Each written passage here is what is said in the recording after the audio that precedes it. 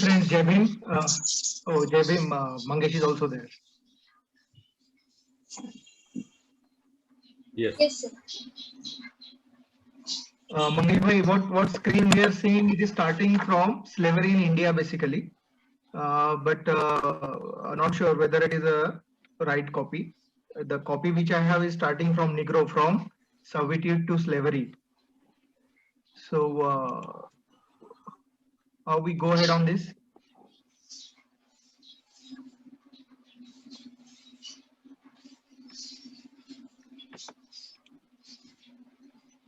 Mangesh sir, please guide us. Yeah.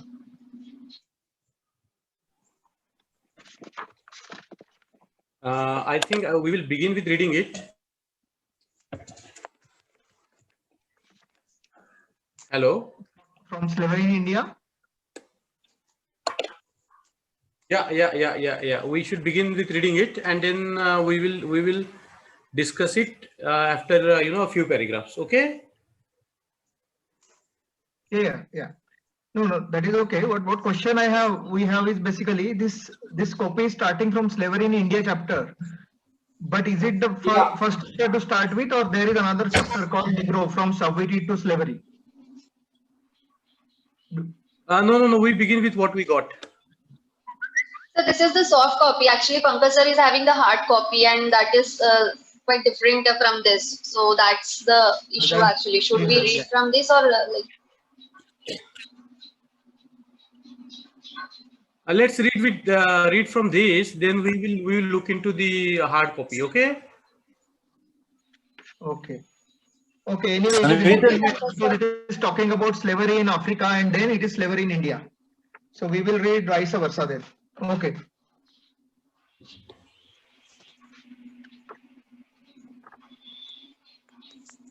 Okay. Okay, sir. Yeah. So, okay, welcome all, Jai Bhim. We are starting on topic slavery and untouchability, which is worse. Slavery in India. Among the claims made by Hindus for asserting their superiority over other nation, the following two are mentioned. One is that there was no slavery in India among the Hindus, and the other is that untouchability is infinitely less harmful than slavery. The first statement is, of course, untrue. Slavery is very ancient institution for the Hindus. It is recognized by Manu, the lawgiver, and has been elaborated and systematized by the other Smritis writer who followed Manu. Slavery among the Hindus was never merely ancient institution which functioned only in some hoary past. It was an institution which continued throughout all Indian history down to the year 1843, and if it had not been abolished by the British government by law in that year, it might have continued even today. While slavery lasted, it applied to both the touchables as well as the untouchables. The untouchables, by reason of their poverty, become subject to slavery offenders than did the touchables. So that up to 1843, the untouchables in India had to undergo the misfortune of being held in double bondage, the bondage of slavery and the bondage of untouchability. The lighter of the bond has been cut and the untouchable is made free from it. But because the untouchables of today are not seen wearing the chains of slavery on them, it is not to be supposed that they never did. To do so would be to tear off whole pages of history. The first claim is not so widely made, but the second is. So great a social reformer and so great a friend of the untouchable as Lala Lajpat Rai is in replying to the indictment of the Hindu society by Miss Mayo, insisted that untouchability is an evil. Untouchability as an evil was nothing as compared with slavery, and he fortified his conclusion by comparison of the Negro in America while the untouchables in India, and showed that the conclusion was true. Coming as it does from Lala Lajpat Rai, the matter needs to be more closely examined. He is untouchability less harmful than slavery? Was slavery less harmful, less human than untouchability? Did slavery hamper the growth more than untouchability does? Apart from controversy raised by Lala Lajpat Rai, the question was important, and their discussion was to be, and their discussion will be both interesting and intrusive, and instructive. To understand this difference, it is necessary to begin by starting the precise meaning of the term slavery.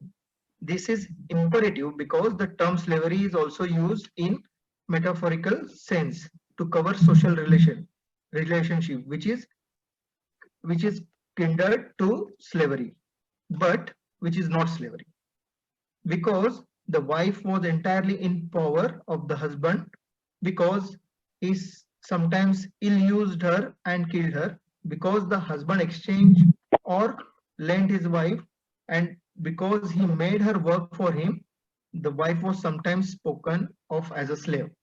Another illustration of the metaphorical use of the term is its application to serfs, because a serf worked on fixed days, performed fixed services, paid fixed sums to be lord, and was fixed to the land.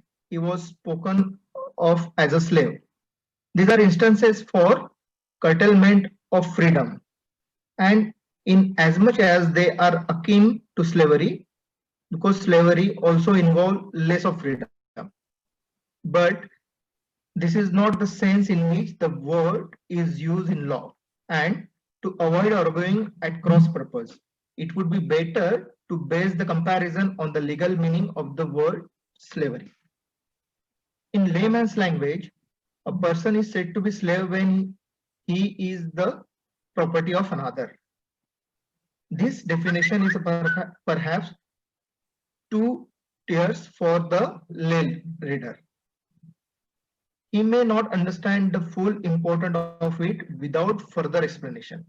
Property means something in terms of which is used to denote a bundle of right which a person has over something which is his property.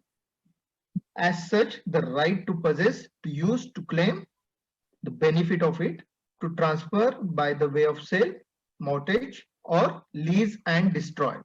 Ownership therefore means complete dominion over property.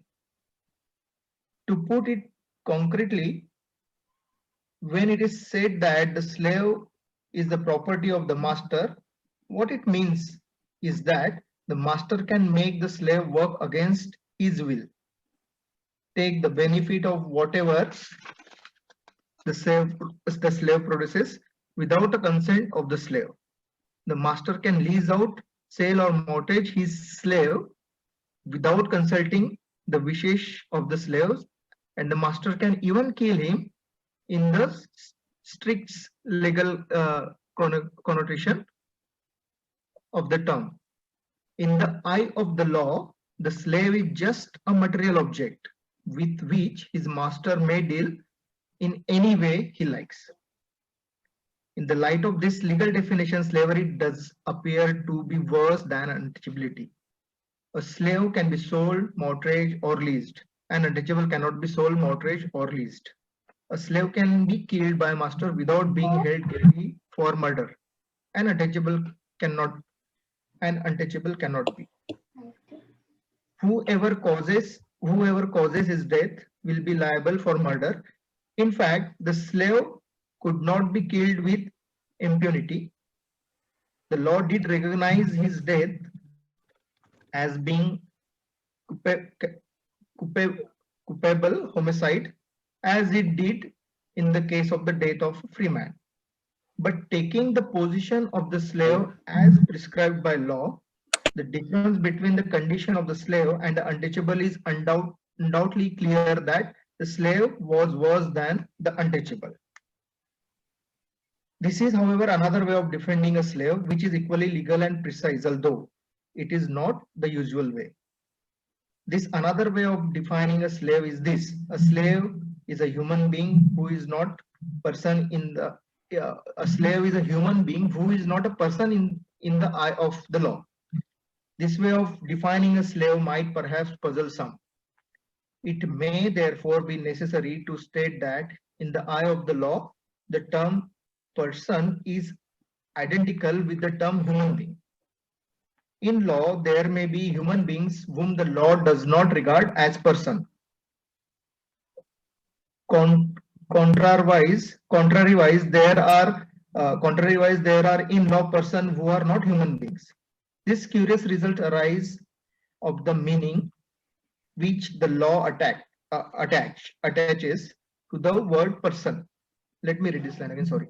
This curious result arises of the meaning which the law attaches to the word person. For the purposes of the law, a person is defined as an entity, human or non-human, in whom the law recognized a capacity of acquiring rights and bearing duties. A slave is not a person in the eye of the law, although he is a human being. An idol is a person in the eye of the law, although an idol is an inanimate object. The reason for this difference will be obvious. A slave is not a person, although he is a human being, because the law does not regard him as an entity endowed with the capacity for rights and duty. Concisely, an idol is a person, though not a human being, because the law does not, does whether wisely or not is another question. Recognize the capacity for rights and duties. To be recognized as a person is, of course, a very important fact, fraught with tremendous consequences. Whether one is entitled to rights and liberties upon this issue, the rights which flow from this recognition as person are not only as life but are as vital as life. They include right over material thing, their acquisition, their enjoyment, and their disposal, called right to property. There are other far more important than this right over material thing. Firstly, there is a right in respect to one's own personal right not to be killed, maimed, or injured without due process of law, called a right to life. A right not to be imprisoned save in due process of law, called right to liberty. Secondly, there is a right to reputation, a right not to be ridiculed or lowered in the estimation of fellow man. The right to his good name, that is, the right to the respect, so far as it is well founded, which others feel for him, shall not be diminished. Thirdly, there is a right to the free exercise of power and liberties. Every person is entitled without molestation to perform all lawful acts and to enjoy all the privileges which attract to him as a person. The most specific right of this kind is to be unmolested pursuit of the occupation by which a man chooses to gain his livelihood. Under the same head falls the right of every person to the free use of public highways or navigable rivers and all public utilities. It is also includes the right of every person that the machinery of the law, which is established for the protection of all persons, shall not be maliciously set in motion to his detriment. Thirdly, there is a right of immunity. There is right of immunity from damage by fraud or coercion. It is a right not to be induced by fraud to assent to a transaction which causes damage, and not to be coerced into acting contrary to one's desire by force. Fourthly, the right of a person are those which are collectively called family rights. These family rights may be distinguished as material, paternal, tutorly, and domicilial. The material right, the right of husband as against the word, is that no other man shall by force or uh, and by persuasion deprive him of his wife's society. Be still less be criminally intimate with her. An analogous right might convincingly recognized as being vested in the wife and is recognized in the part of America. The parental right extends to the custody and control of children, to the produce of their labor till they arrive at the age of desertion without interference. The tutorly right is the right of the parent to act as a guardian, not for the benefits of the guardian, but for that of the ward, whose want of understanding he supplements and whose affairs he manages. The domicilial right is the right to use labor of the ward, the right of infringed by killing, by injuring so as to make him less valuable or by enticing him away. Not being a person, a slave, had, so far as his law is concerned, none of the rights. The untouchable is a person in the eye of the law. He cannot therefore be said that he has none of the rights which the law gives to a person. He has the right to property, to life, liberty, reputation, family, and to free exercise of his liberties and his powers. Define the slave as one may, either as a piece of property or as one who is not a person. It appears that the slave was worse off than the untouchable. This is so if we consider only the de jure position of the slave. Let us consider what was the de facto position of the slave in the Roman Empire and in the United States. I take the following extract from Mr. Borrow. Etherio, it is the repulsive side of household slavery that has been sketched. There is also another aspect. The literature reveals the vast household as normal. It is, of course, the exception. Large slave staffs undoubtedly existed, and they are generally to be found in Rome, in Italy, and the province. There was less need of display. Many of the staff of the villa were engaged in productive work connected with the land and its produce. The old-fashioned relationship between foreman and a slave remained there. The slave was often a fellow worker. The kindliness of Pliny towards his staff is well known. It is in no spirit of self-righteousness and in no wish to appear in the favorable light in the eye of the future generation, which he hoped would read his letters, that he tells to his distress at the illness and death of his slave.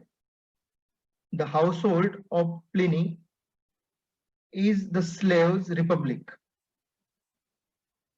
Pliny's account of his treatment of his slave is sometimes regarded as so much in advance of general or even occasionally practiced as to be valueless as evidences.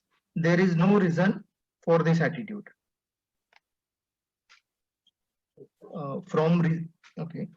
From reasons, both the display and genuine liberty interest the rich families attached to their households, slaves trained in the literature and art. Calvisius Sabinius is said by Seneca to have had 11 slaves taught to recite Homer. Hesiod, and 9 lyrics poets by heart. Books causes would be cheaper, said a rude friend. No. What the household knows, the master knows, was the answer. But apart from such abuse, educated slave must have been a necessity in the absence of printing. The busy lawyer, the dilettante poet, the philosopher, and educated gentleman of liberty taste had need to copies, copyists, and the reader and secretaries. Such men were naturally linguistics also. A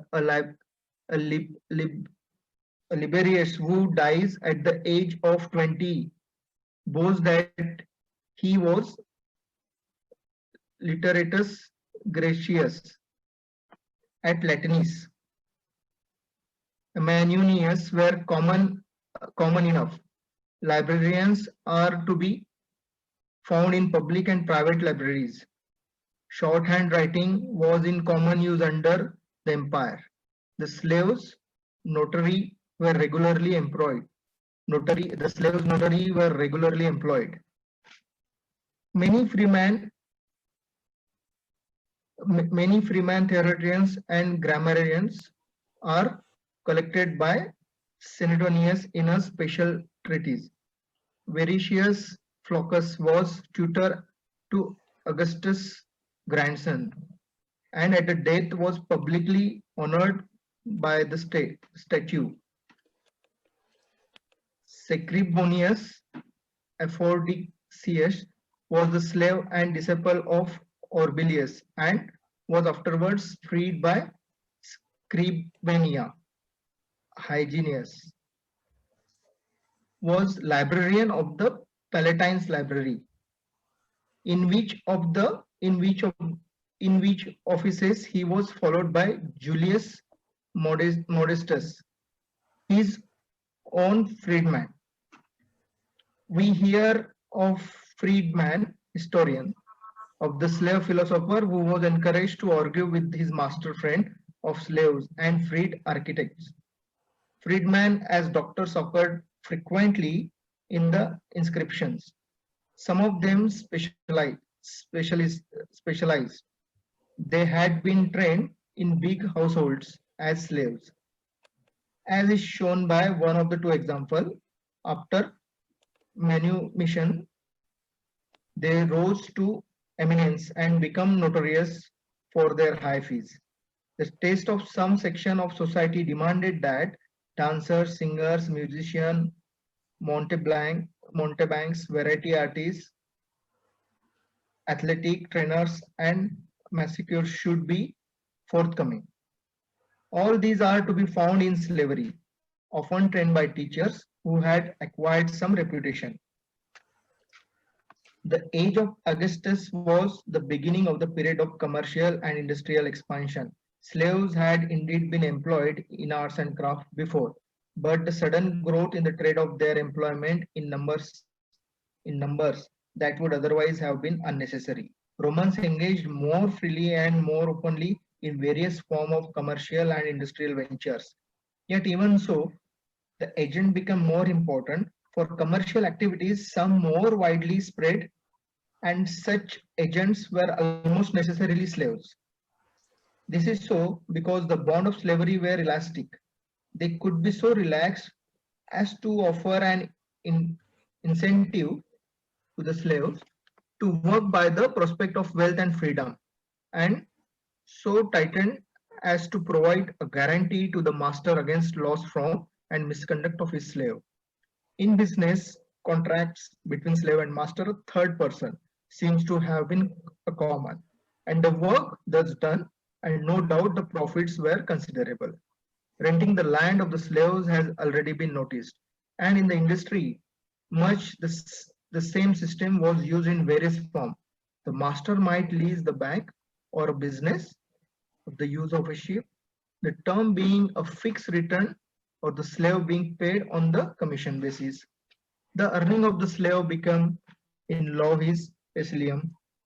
Once the peculium was saved, it might be used to the variety of the purpose. No doubt, in many cases, this fund was expanded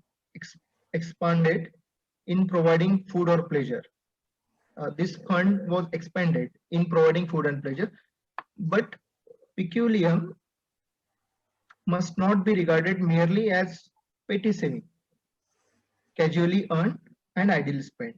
The slave who made his master's business yield profits to his own profit too, very often had a keen sense of the best use to make of his own money. Often he reinvested it in his master's business or in enterprises entirely unrelated to it. He could enter into business relationship with his master, from whom he came to be entirely distinct, or he could make contracts with the third person. He could even have prosecutors to manage his own property and interest. And so, with the peculium may be found not only land, house, shop, but rights and claims. The activities of slave in commerce are innumerable. Number of them are shopkeepers selling every variety of food, bread, meat, salt, fish, wine, vegetables, bean, seed, honey, curd, ham, ducks, and fresh fish. Other deals in clothing, sandals, shoes, gowns, and mantles. In Rome, they piled their trade in the neighborhood of the Circus Maximum, on the Porticus Trigeminius, or the Esquiline Market of the Great Mart on the Colonial Hill, or the Subura. The extent to which slave secretaries and agents acted for their masters is shown very clearly that the receipts found in the house of Cassius Jucundus at Pompeii.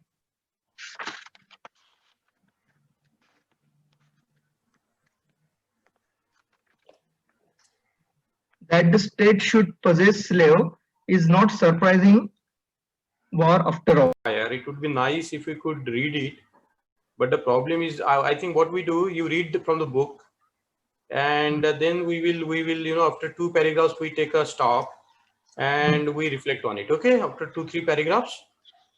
So even if the text is not available on the screen is okay, because I think this preceding section is so important. So can you read? Start with reading the book, please. From the beginning? Yeah. Okay. And we can stop like paragraph after paragraph and look into the matter, because I think this is very crucial. Okay. Yeah. So I start.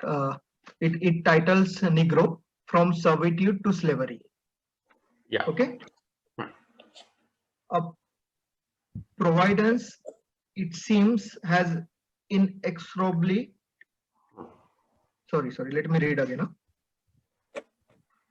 Providence, it seems, has inexorably doomed in continent of Africa to be only a nursery of slave for the free and civilized people of Asia and Europe. The Negro was important as a slave by the Arabs into Asia long before he was introduced as a slave by the Europeans into America. Although this is so, Negro slavery in America and in the English colonies has had a sorrowful history, which has made people forget the importation of the Negroes as a slave in Asia, and quite naturally because Negro slavery in America, as carried on by the Europeans, was the most revolting thing. It began in the first decade of the 16th century and lasted till the middle of 19th century. In the half century after Columbus first landed in the Brahma Island in 1492, the Spaniards conquered and partly occupied a huge area stretching from Mexico through Hmm. Peru and Uruguay, and including all the latter West Indian islands. While in 1531, the Portuguese began to colonize of Brazil. Hmm. At once, the newcomers, the Portuguese and the Spaniard, set themselves to exploit the, the great natural wealth of their acquisition, Hmm. to work the gold and silver mines on the mainland, and to lay out plantation of tobacco, indigo, and sugar in the rich soil of the island. Hmm. But they were soon confronted by the difficulty of procuring the requisite supply of labor. Hmm. A great deal of it was needed, and the cost of white men's wages and the heat of the tropical sun made it virtually impossible for the Europeans to provide it for themselves. The only labor supply of non-European character available on the spot consisted of the native Indians. The Portuguese and the Spaniards had massacred many Indians during the conquest. Hmm. Many had fled to the mountains and forest from the scourge of the invaders. Hmm. Those that were available were made slaves and made to work in the mines. Under the laws, under the laws of Portuguese and the Spaniards, Hmm. and the relentless labor that was extracted from them in the mines and in the field of the Indian sickened and died. The, the conquistadors, as the Spanish pioneer in South America, were called under the leadership of Nicolas de Ovando. I'll read again. The conquist, the conquistadors, as the Spanish pioneers in South America, were called under the leadership of Nicolas de Ovando, who followed promptly the trial of Columbus, brought with them a young priest, Bartolome de Illescas, who was well known for his piety. Las Cases was charged by the court of Spain to deal lovingly with the Indians in the hope of bringing them to the knowledge of the sacred Christian faith. Las Cases was the first bishop of Mexico. In performing the duty with which he was charged, Las Cases, while in Haiti, witnessed the cruelties that were practiced by the conquistadors upon the Indians, and engaged himself passionately to the end of his life in preserving the pitiable remnant of the Caribbeans, as the Indians of Haiti were called, from the inevitable destruction at the hands of their master. The Caribbeans were a gentle, unoffending, and hospitable race. They numbered we wait here for some time, because I think this is a very important for us to understand the history of the modern slavery in America and South of America. So basically, Baba Saheb Ambedkar is sketching the history of slavery in the modern times. And as we are aware of the slavery in Americas, there was also slavery practiced by the Arabs and also the Indians, because Indians had a significant presence of the blacks also. For example, if we read the history of India, we know that even today in Karnataka, there is a place called the Habshiguda. Now, this word Habshi means the black person, African person. And there is like this, there was this, what is called the transatlantic slave trade, but there was also Indian Ocean slave trade. And this brief history that Baba Saheb Ambedkar sketched here, when he's comparing slavery or untouchability, what is worse, he's telling us, what has happened, in the Americas when the white discovered it. So before the whites went to Americas, the Americas were already occupied by the Native Americans, and they were called the Indian Americans, and they had like 2,000 nations in the American continent. And when they discovered a large swath of the lands with big rivers like Mississippi and fertile lands, and there were two purposes, like the mining, where the silver mining was very popular. The word dollar comes from the word thaler, and that was the basic material for metal for the currency, to mint the currency. The Spaniards and what is called the conscripted, there's a word that Baba Saheb Ambedkar has used, is very important. So they were not only trying to conquest these new lands, but were also trying to, impose their version of religion on the people. And they needed a lot of laborers to work on this big swath of lands, and they couldn't get it from the European whites because the whites, were already, the number was small, and they couldn't pay them the wages required by the by the whites, and they had to find an alternative arrangement, because that time there are no machines, everything has to be done manually, like the farming and this mining and all these activities, they were so difficult. So we can look at this brief history of slavery that Baba Saheb Ambedkar has sketched, and it's a modern phenomena where we can see how the white conquerors of the Americas have encouraged this kind of a slave trade. Correct.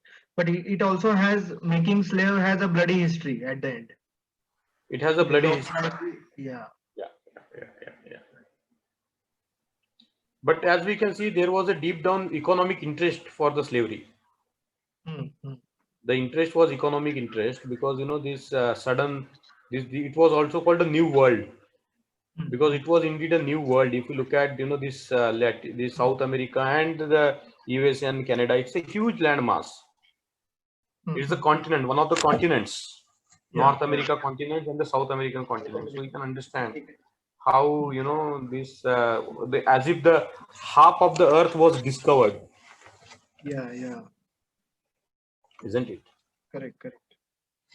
So anybody has any comments on this slavery? Because these days people are equating untouchability with slavery all over the places. So anybody has anything to say on this? Venkatesh? Mangesh, can I speak? Yeah, please. Can you hear me? Yeah. Yes, Venki. What was the economic interest in making untouchability? Whereas vis-a-vis there was an economic interest in making slaves. They wanted to make money there. But here it was, how can you equate untouchability with slavery? I mean, the thing is, they want some servitude to do the slut work. That was the only thing I can see, but nothing like an economic where there's a profit for making untouchables or something like that. There's no economic interest in making untouchability. It was more of a wanted to show somebody down or to exclude them from the mainstream, something like that. Right. I think we can look into this economic history, but I think the most important is this untouchability is an outcome of the conflict between the Brahmanism and Buddhism. I think we cannot but think about untouchability as an outcome of a religious conflict, the conflict for supremacy. For example, the untouchables were not born untouchables. There must be a community. Like, you didn't convert one person into untouchability or two persons into untouchability. It was a community sort of a conflict that has led to the practice of untouchability. That's why we see that this untouchability is practiced all over the country, isn't it? So we can, looking at the extent of untouchability, we cannot say that it's like its beginning is economic. Later on, the economic benefits were ripped out of it. Okay. Isn't it? One more doubt. One more thought view of mine, because I'm being a Tamilian or being South Indian. I always feel we were invaded. So always this slavery also starts with invasion. You invade into a new country, you want to, and then you take over the nativity. You subjugate the native people, and you rule over them.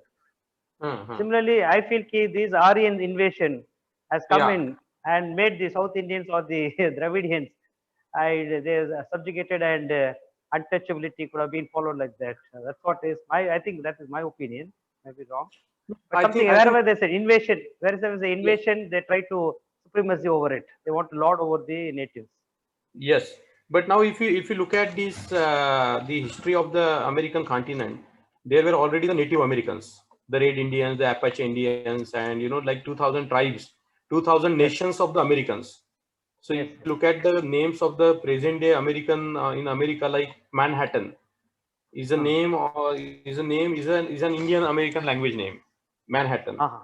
Likewise, Mississippi and all these names, that you see peculiar to America, they were actually the names of the coming from the American languages, Nevada, Navajo, and so on and so forth.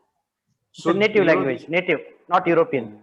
There is a history. There is a two sides to it. One is the invasion by the whites of the America, where they subdued the Native American people. Yes. And then there is a slavery in terms of a slave trade. They imported the people from the African continent to act as the slaves in the cultivation of land and mining. So we have to look at the extent of slavery in that part of the world, because the islands like Haiti, Baba Ambedkar is talking about Haiti, Dominican Republic, then Panama, and then all these West Indies, all over the places the people from Africa were brought. So it is not just limited to the USA or Brazil or this Mexico, but all over the places. So it's not only the native people who were subjugated; it was the slaves also brought in from outside also, as well as the native people also. Yeah. Yeah. And you can see that this, like we say that there was no in India in the modern times. Yes, there was. Like you talked about the Tamil Nadu. A lot of the people, the so-called pariah caste, lived as slaves to the upper caste people, because they were tied with different debts. They were punished if they didn't serve the landlords. So there are now studies which prove that the similar practices that were done practiced in the modern times in the United States, the similar problems were there at the time of the British colonialism. Okay. Isn't it? Our people were like the bonded laborers. Now, who is a bonded laborer? Bonded laborer is nothing but a slave. Slave, yes. Isn't it? Yeah. Anything so I mean, we are trying to get a corollary of the human race as such. They want to anyway, whatever the period is, somebody is always trying to subjugate another population. They want to. I mean, that is how they want to survive. Not after 100 years, we might be. I mean, who was dominating, who was in power, wants to keep that power and subjugate other people. Yeah. This is human nature, I think that would be the thing to say.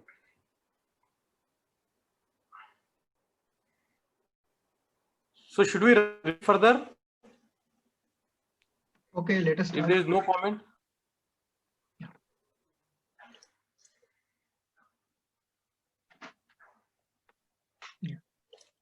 Pankaj, go on reading the further few pages. Correct. Maybe all the listener understand that I am reading from the hard copy, which is not there in the book. Okay, so please concentrate on my words. The reading. Caribbean, as the Indians of Haiti were called, from the inevitable destruction at the hands of their master. The Caribbean were a gentle, unoffending, and hospitable race. They numbered no less than 1 million person when Columbus found peacefully by their cacique. Under a systematic cruelty of these Spanish adventurers who came after Columbus, their number were reduced to bare 60,000. It is recorded an entire village committed suicide, inciting others to join them as the only way of escaping this scourge and this tyranny. Las Casas was a spectator to many of these scenes of self-immolations. He protested in righteous anger. But his protest went in vain and were bound to go in no vain. The clearing of the forest, the tilling of the soil, and the working of the mines had to go on. Without these, the kingdom given by the god could not have been the paradise of man. Las Cases realized this, but this was only overwhelmed with the grief at the thought of what the Indians would have to go through if this plan was to be realized. He benevolent, he benevolent instincts led him to petition. Sorry, his benevolent instincts led him to petition the King of Spain to allow the free importation of Negroes. The Spanish government in 1511 decreed that large number of Negroes should be transported to the New World. In pursuance of this, there came ships laden with African Negroes as cargo to make them the new world of paradise for man. For a few years, both worked under a conquistadors, Indians as well as Negroes. The sturdiness of Negroes as compared with the Indians was soon proved.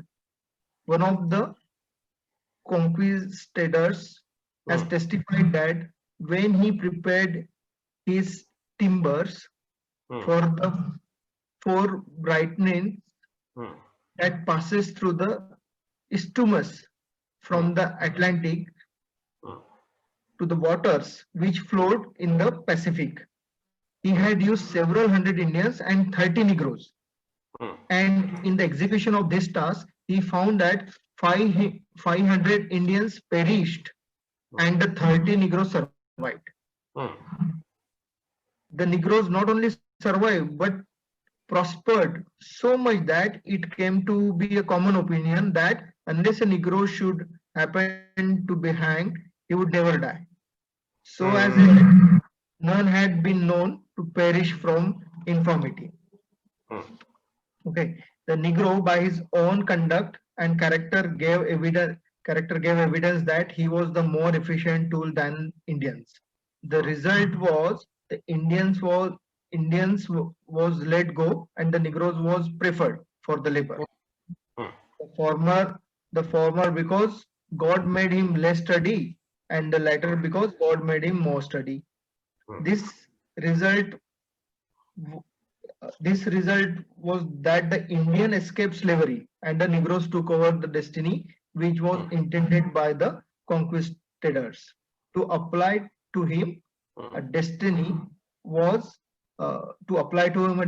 to which he was invited by pious and benevolent priest Las Casas, and for which the Negro showed his own credential of fitness.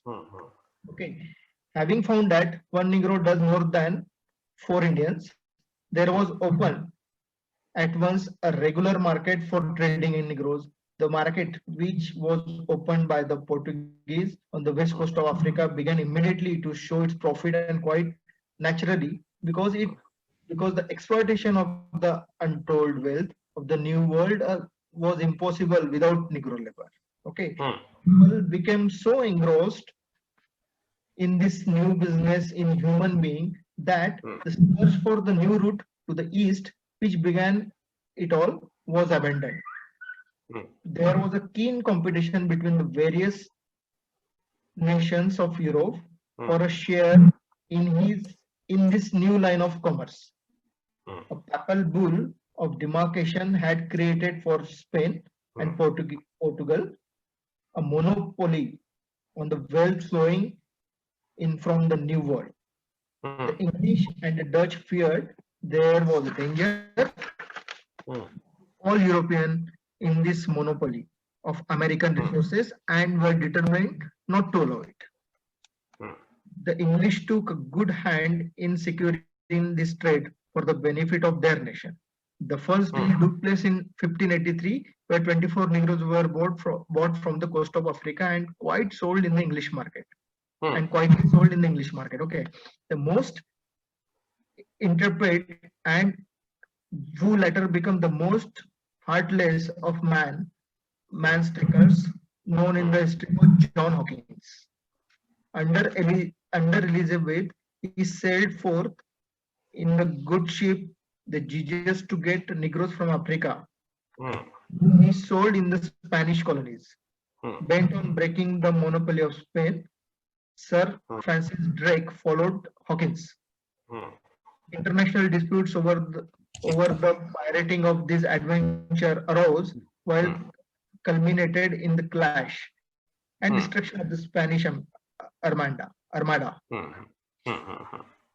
It is interesting to bear in mind that in this dispute, each nation shamelessly asserted that this act of piracy committed by their subjects in stealing Negro slaves were no private but public action supported by the respective state. Now, Pankaj, Hmm. let's have a discussion on this as to this how this conflict and the war of colonialism between the Spanish and the Portuguese and the Dutch and the British Yeah. and the French. Hmm. So they were like whenever there was a problem of also privacy, piracy, what is called the pirates, Pirates. and this they used to steal each other's slaves. Hmm.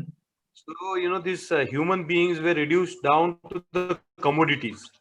Yeah. And I think this is a very brief history of Baba Saheb Ambedkar that is meticulously sketched how the slavery has slavery as a phenomenon, as a historical sketch of the slavery. And I think it is very interesting to see that why the white chose the Negro African Americans over the Indians. Yeah. Native Indians. Yeah. Hmm. Isn't it? The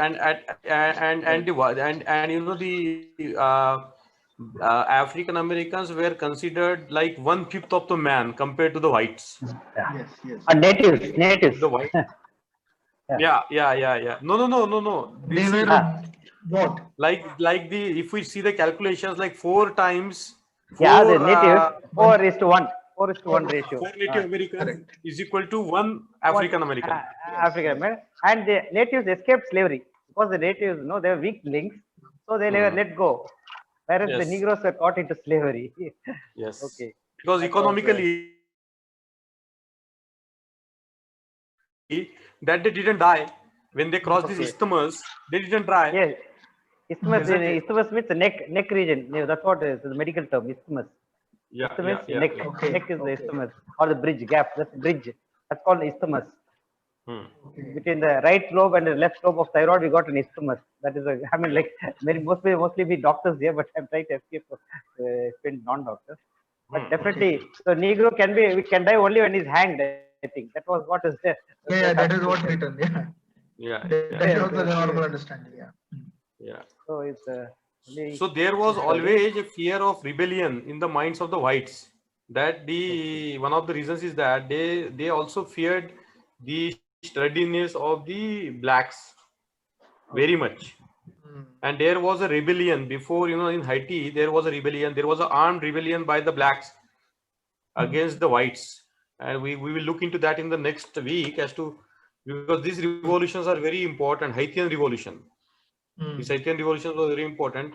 I think, I think we have got another 10 minutes. I'm very sorry for, this today's 40 minute slots because we didn't sequence it properly. We got only one professional account and we are using it for the Ambedkar Caravan now.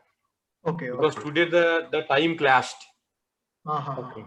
So very sorry for this. Next time we will ensure that the dates and the time won't clash. Okay. No problem. So can we have 2 tokens there in your account? I got one account. Now it's showing only 10 minutes. So I got a professional account which we use for the Ambedkar Caravan and here. I know. In that account you have another token? You can add another token there, like 2 meetings parallelly? No. That's not possible. What we were trying to do, Shashank was trying to get one Zoom paid account so that we can go for unlimited time and also this thing, what is called, so if you can tie up with Shashank, we can get our own account because it will be used. It's like 12,000 rupees per year, and I think it's very, you know, it's No problem. I will have word with him. Don't worry on that. I will have you word. have a word with him so that we can have our account for these activities, Great, great, great. and you know we can then you know go on long and like that. It is more than you can have you unlimited time. So now we have only 8 minutes remaining. But and Swapnil has volunteered to work with Samyak from Bangalore. So you know if we can get this kind of a paid account,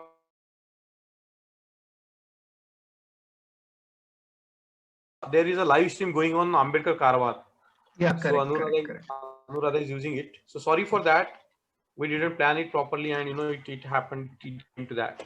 It's okay. It's okay. We'll have another one quickly. I'll have word with Sasha. One question came in the mind, Mangi bhai. They are comparing the sturdiness of Indian with African, 1:4 ratio. My understanding about Mahar community, particularly Mahar community, the sturdiness of Mahar community compared to Indian origin was pretty high, correct? You have any idea whether it can be compared with African Negroes, the Mahar community, the you See, know generally, if we look at the untouchables from all over the India, for example, if you look at the Battle of Plassey, or the battles in South India, or the Battle of Koregaon, Bhima Koregaon, it is said that the so-called untouchables have won the India for the British. Because if you look at the Battle of Buxar and the Battle of Plassey, the fighters were from the Parsi Dome community. And South India, there were a lot of pariahs, and you know, I reckon that you know, if we trace our history, martial history, we can find out that our people were sturdy. So there is one study conducted by a British called his name is Peter Constable. You can Google it. His name is Peter Constable, and the British officials have on the record said that the Mahars of that time were you know very hefty, very sturdy, intelligent, and he said that if one day these people will be like you know something like if you know in the future, see this is what is recorded by the British because they were observing the people, the communities. I think likewise is true for all the untouchable communities throughout India. okay. Because they were doing the manual labor, they were hardworking people, they were fighters because they have to fight for their survival. They were sturdy. Yes, yes. Peter Constable even put on record that people were very heighted, and their physical features were very strong. So I think you know we somebody has to really look into it, the martial history of the different untouchable castes. And like you know we can find a lot of evidences even in the British records and the gadgets. Okay. So you know in 1857, after this first rebellion, the a lot of people were you know what is called delisted, decommissioned. Okay, because other caste wanted their share in the army. Okay.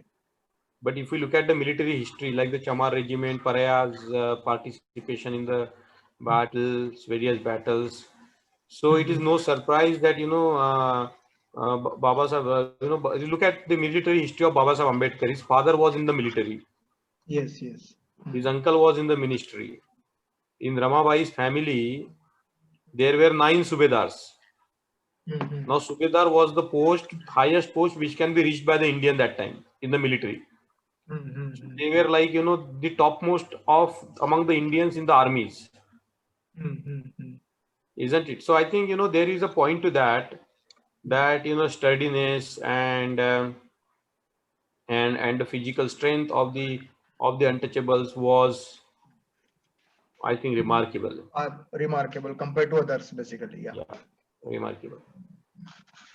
Very true, but yes, though they're physically very remarkable and really strong, mentally, I mean, they were subjugated and made to believe that they were weakling or by the Brahmin. I mean, that's very, I mean, it's surprising how such intelligent people had fallen into this policy of God and all those things by the Hindu Brahmins. They were really, I mean, awakened or woke up from their dreams. They're really, I mean, Right, that must be the, I mean, that's, see the impact of the mind, the mind was so much of, like, they were totally subjugated.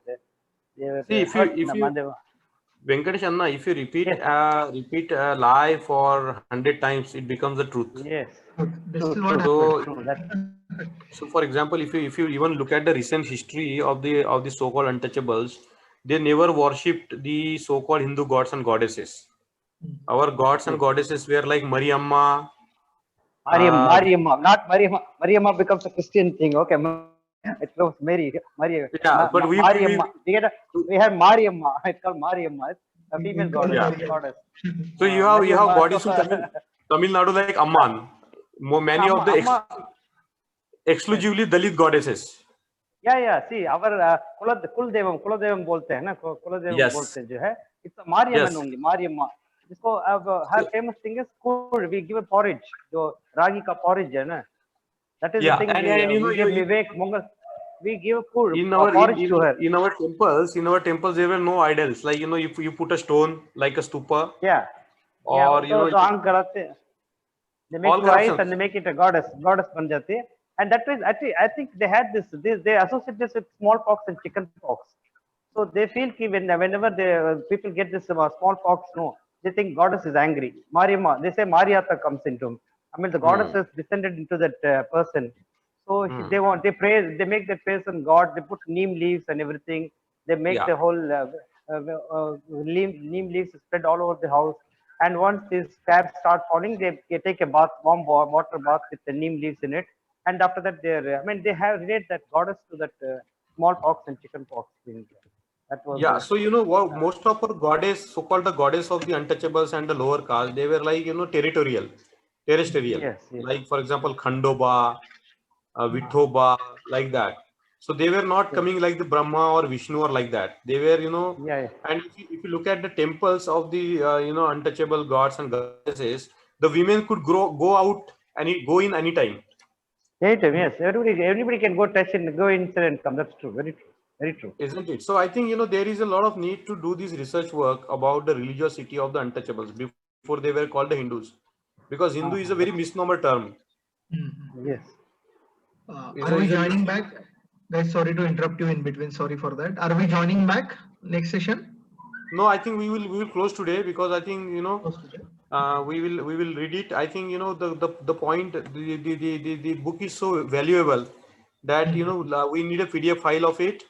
And next time we will begin afresh, because I think this is very important for us, all of us, to understand the history of the slavery. Yes. It is very interesting. Yes. Isn't it? So we will start afresh. I think this was like the, what is it called? Appetizer. Epilogue, yeah, prelogue or some prelogue, no? Or epilogue they call it. Prelogue. Yeah. So next time we do it nicely with a professional account, and we do it well. Okay. Definitely. Thank you. Definitely. Yeah. Thank you. It will close automatically, I think, in 1 or 2 minutes. Thank you all. Not 1 Jai minute, maybe in a few seconds. Jai Bhim. Okay. Jai Bhim to all. Bye. Sorry for joining late. No problem. Excellent.